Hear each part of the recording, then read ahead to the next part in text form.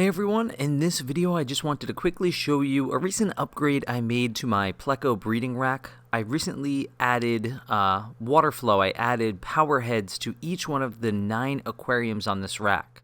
So what you are seeing right here is a side-by-side comparison. The tank on the left that has my super white L236 in it, that one has no flow yet. That's what they look like before I added the Powerheads, and if you try to look really close, you can see tiny little aeration bubbles in each tank, and those kind of indicate the flow and how much water's kind of moving around in each tank. So if you look in the one without the Powerheads, there's a little bit of flow from the sponge filters, but not a ton. And then if you look in the tank with the Powerhead, definitely a lot more flow, especially flowing across the front of those caves as I kind of have it set up to push the water along the back wall and then eventually along the front wall in a clockwise motion.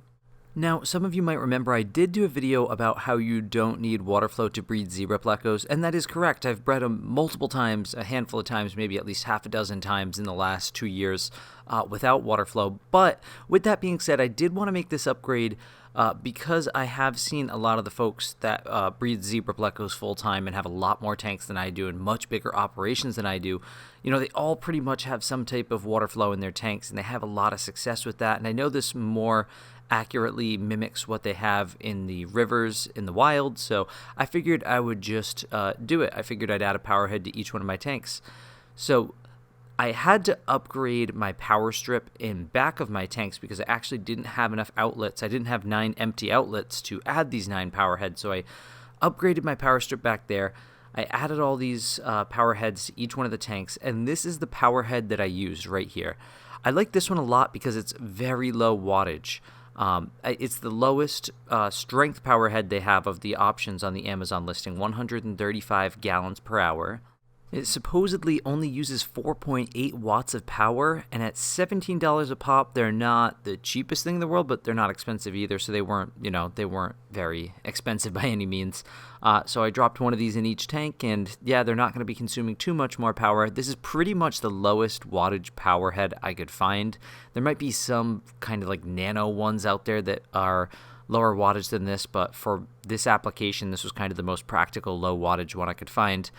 And it gets the job done. This is just the right amount of flow I think I need. I don't leave the air open. I don't let it create all those air bubbles because it also makes a little bit of noise. These already kind of have a rumbling noise in the background that I didn't have before. It's not too bad, but with the air on, it makes additional noise. So I closed off the air. I figure I have the sponge filters kind of creating aeration anyway, and I might add some extra air stones to each tank too. So I did leave the lines attached going for the air to each Powerhead in case I wanted to turn on the air in the future, and I also didn't put sponges on the intakes for the Powerheads because I'm only breeding Hypensistris now, and if you've ever seen Hypensistris eggs and little fry when they're first born, their egg sacs are giant and they don't really have the power to be climbing up that high up the side of the tank. They're not like little baby bristlenose plecos where they are suctioning all over the tank. They're pretty much kind of just flopping around on the bottom of the tank because their egg sacs are so big. But I end up kind of swishing out all the caves immediately anyway, so I very rarely even have wigglers escape the cave, so I'm not worried about any babies getting caught up in that intake. But anyways, I just figured I'd do a quick little video on this upgrade to my tanks, and hopefully this will help me kind of increase my breeding output, and hopefully my fish will feel more comfortable to spawn more often, and my juveniles will, or I should say my subadults will feel more comfortable to start spawning earlier. So that's kind of the hope with this whole project. I'll put the link to this particular Powerhead in the description below. So far, I like it a lot. And it's definitely a good low wattage option if you're looking to run Powerheads, but you don't need a ton of insane power. So anyways, guys, that's all for this video. If you liked it, hit the like button down below. And if you're into Pleco content or just aquarium content like this, hit the subscribe button. And as always, thank you for watching.